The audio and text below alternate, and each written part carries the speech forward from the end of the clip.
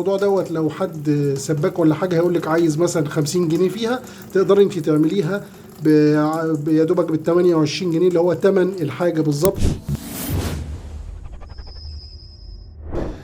ازيكم يا شباب واهلا بيكم في حلقه جديده من حلقاتنا. زي ما انتم شايفين النهارده لو عندك حاجه بتنقط زي كده الموضوع بسيط جدا. لو انت واحده من ستات البيوت بدل ما تدخلي حد غريب بكل سهوله هتجيبي مفك وهتشيلي. طبعا هتلاقي كاب هنا بسيط، هتشيلي الكاب ده الاول، بعد كده هتبداي ان انت تجيبي المفك وتبداي تفكي المسامير بتاعه الجزء ده، وبعد كده هتطلعي طبعا الجزء ده ثانيه واحده هفكه وارجع له.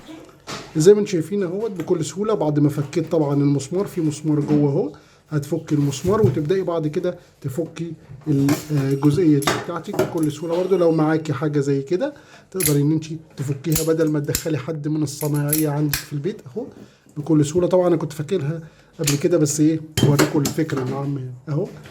هشيل ديت واروح طبعا للمحل اللي بيبيع او زي دي، اقول له عايز حاجه زي دي بالظبط، هيديني واحده جديده اهي. دي الجديده نفس الشكل نفس كل حاجه. هبدا ان انا اركب الجديده بكل سهوله. ممكن تحتاج هنا حاجه اسمها تeflon او شعر كتان، بس إيه ممكن اقول له هات بجنيه ولا حاجه، مش حاجه غاليه، عشان اللي هو ايه يعني حاجه زي المطاط تسدها بس اهو.